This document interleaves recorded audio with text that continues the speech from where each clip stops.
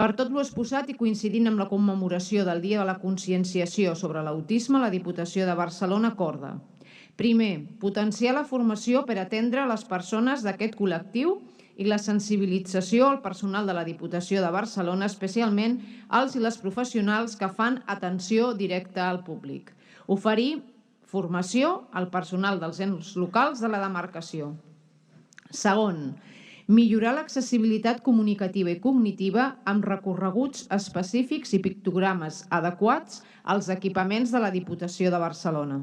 Tercer, aprofitar els mitjans de comunicació de la Diputació de Barcelona, web, publicacions, xal, per fer difusió i sensibilització de la realitat de les persones TEA.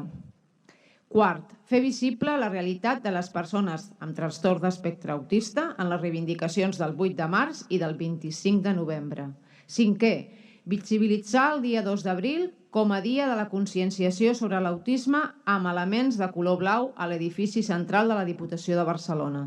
De la mateixa manera, visibilitzar el dia 18 de febrer com a Dia Internacional de la Síndrome d'Asperger amb elements de color taronja.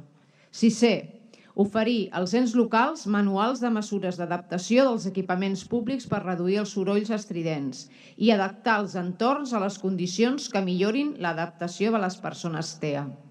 Setè, difondre entre els ens locals mesures concretes com ara la implementació d'una franja horària en els mercats municipals amb reducció de la intensitat lumínica i sonora, les sales sensorials amb les biblioteques o l'establiment d'hores tranquil·les en fires locals, reduint els elements lumínics i sonors per facilitar l'autonomia de les persones TEA.